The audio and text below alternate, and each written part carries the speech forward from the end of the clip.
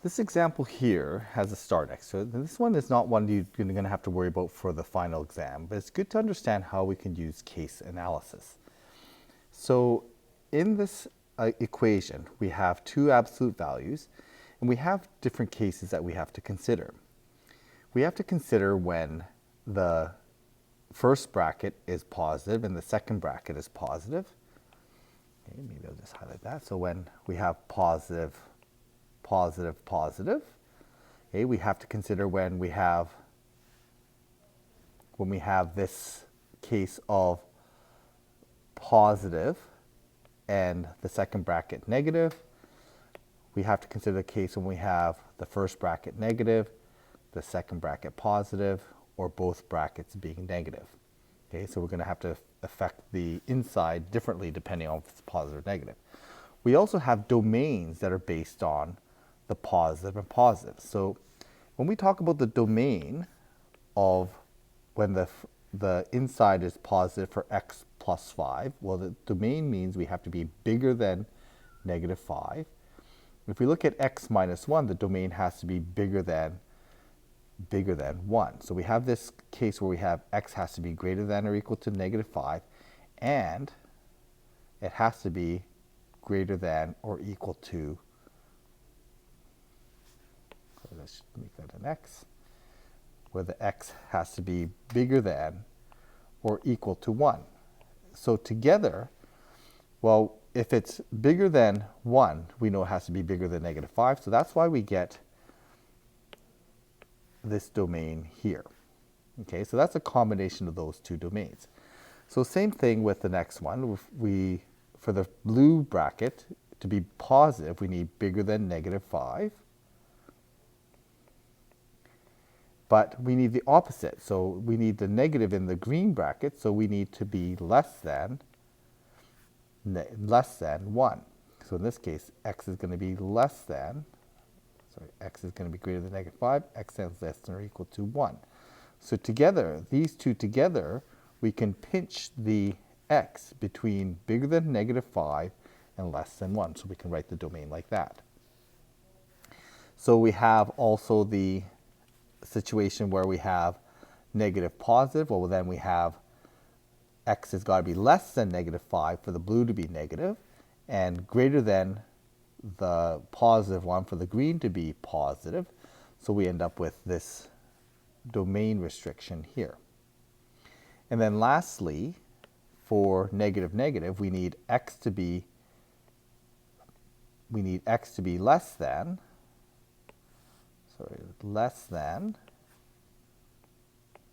negative 5, and we need x to be less than or equal to 1. Well, together these, if it's less than negative 5, then it has to be less than negative 1.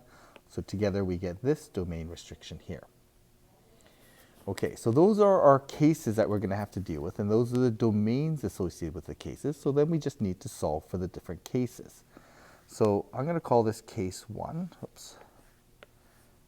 I'm going to call this one case 1.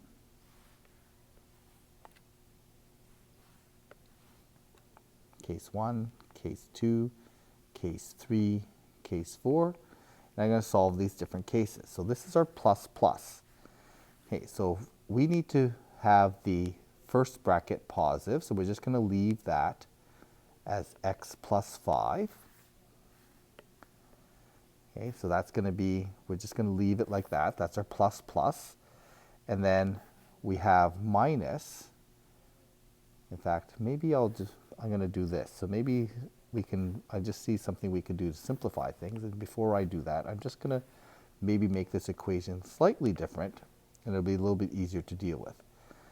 Okay, so x plus 5, we're going to make it equal to x minus 1. And then we can do our cases based on this. Okay, so there's our x plus 5, and there's our x minus 1, and the cases still remain the same.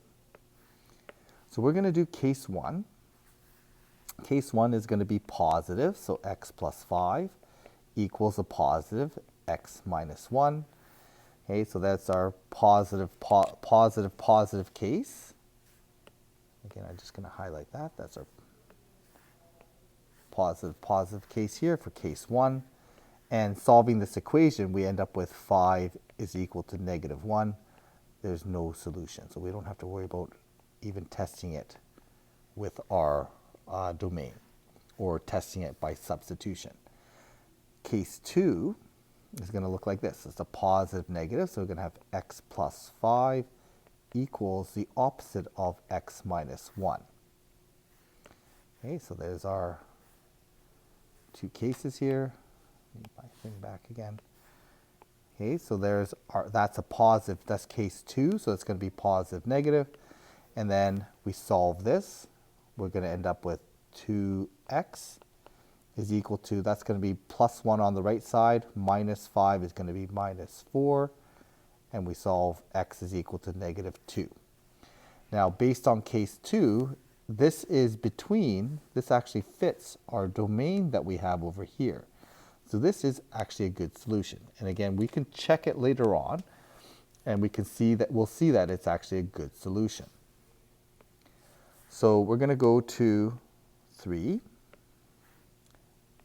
Case 3, it's negative positive, so it's going to be negative of x plus 5 is equal to positive, so we're just going to leave the x minus 1 as is.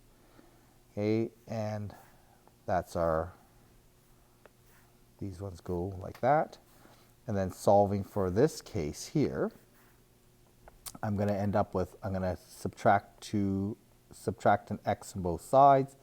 I'm going to add 1 to both sides, so I have negative 5 on the left side, plus 1 is going to give us negative 4, x equals negative 2. Okay, now in this case here, again, this is okay because it fits the domain. It's going to be less than negative, that doesn't actually fit the domain, so we don't need to worry about this case here. Okay, so this is, although this is the solution here, we don't need to worry about the solution here. Okay, so case 4 is going to be negative negative, so I'm going to end up with negative of x plus 5 equals negative of x minus 1. Okay, and then I'm going to just highlight what I'm dealing with here. This is the negative negative case, and then in this one here, again, these ones cancel out. X's cancel out, so I end up with negative 5 equals 1. Again, this is no solution. Okay, so the only solution we have is negative 2. If we want to test this, that was from here, we can test it against the domain in case 2, which it fits the domain. We could also test this or check our answer. We can check that one solution that we got.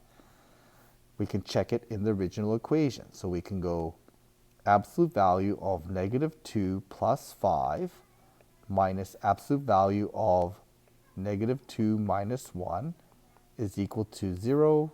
We get absolute value of 3 minus absolute value of negative 3 equals 0. Yeah, that's going to work out. So this is a perfectly good solution. So we have only one solution in this equation. So this is case analysis. And the easiest way to, we can do case analysis and we can check solutions by comparing against domain, but really the easiest way to check for extraneous solutions is just to plug into the equation. So that's what I've done. That's what I've done here, and this is what this is referring to. We can check solutions by just plugging into the equation.